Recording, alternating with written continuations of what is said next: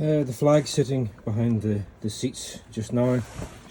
The flagpole tends to get stuck in the plastic, so usually whenever my wife is helping, she ends up pulling out the whole plastic instead of just the metal, but it doesn't really matter.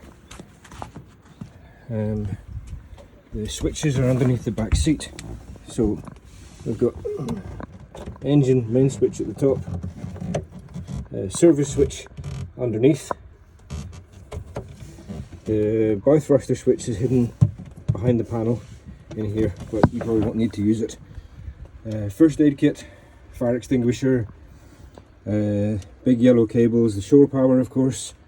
There's a couple of adapters in case you need those. There's a 12 to 220 volt inverter just in case of emergencies.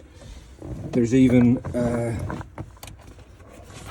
couple of shoe covers in case you've got a guest that comes on board that has stones in their shoes or inappropriate shoes, or they're wearing socks and the deck is wet or something, so a pair of shoe covers in there just in case. Actually that's a point. The soft decking on the boat marks quite a lot if somebody's got shoes. Nope, if somebody's got stones in the soles of their shoes, or if they're wearing high heels or something. So I'd really appreciate it if everybody tries not to damage the decking. Engine of course is tilted up whenever I'm not using it. The big swim ladder at that side, the plastic broke, the plastic retaining clip broke, so it's held on with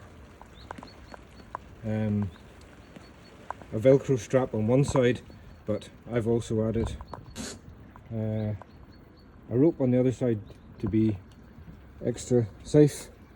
There's another swim ladder tucked underneath that side.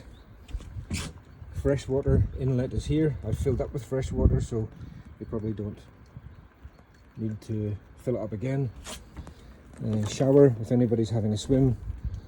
Stand on the swim platform at the back. Onto this side we've got a couple of plastic storage boxes. They're good for putting in shoes, or even the smaller harbour covers when you fold them up. Fit in there quite nicely. Onto this side there's the long rope for the mooring onto a buoy. There's the paddle with the hook on one end. Yep, all that should be fairly obvious.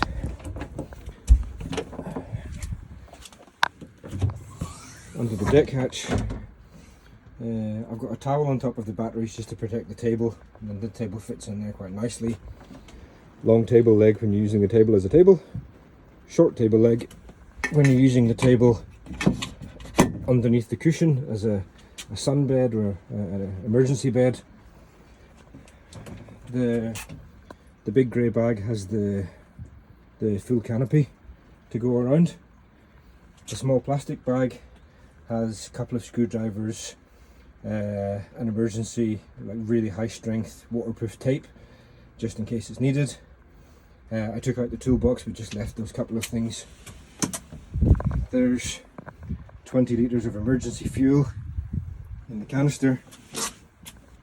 If you connect the shore power and for some reason it seems like it's not operating, when you check here, I've seen before that whenever I've plugged in, it's just flipped one of the circuit breakers, so you can check that, and then the lights should be on whenever it's working anyway. Also the yellow cable, the yellow shore power cable, when you plug it in here, there's actually an LED on the end of the cable that shows that there's power coming through, so that saves your sanity. If you need the 220 volts, that's the socket underneath. Of course the bilge pump is electric, but in emergencies, here's the handle, and here is where you would put the handle and pump away if you needed to use that.